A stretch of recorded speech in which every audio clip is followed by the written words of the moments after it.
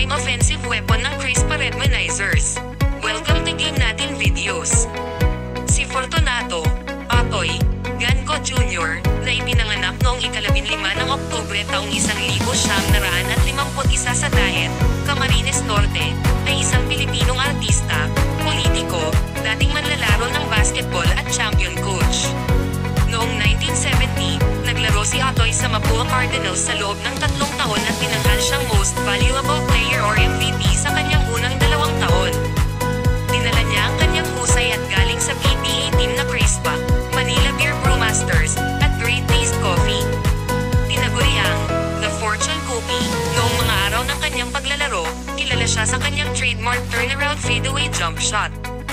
Sa kanyang PBA career, naglaro siya para sa 2-time Grand Slam champion na Crispa Redmanizers mula 1975 hanggang 1984, isa siya sa mga nangungunang scorer ng koponan. Isa siya sa dahilan kung bakit nagtagumpay ang Crispa ng 13 korona sa 10 taon nitong pagsapi sa PBA. Ang kauna-unahang pagkakataon ay noong finals ng 1976 PBA All-Philippine Championship kung saan siya ay bumuslo ng 31.8 points per game sa buong serye, kung saan ginastrike ni Kona, malabat siya ang ring para sa kanya. Sa taong din iyon, natanggap niya ang All-Filipino Sports Award para sa basketball.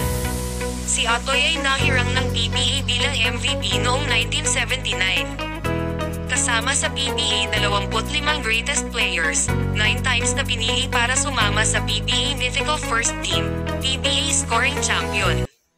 Isa siya sa nagtaas ng bandila ng Crispa team sa 13 times na PBA Championships.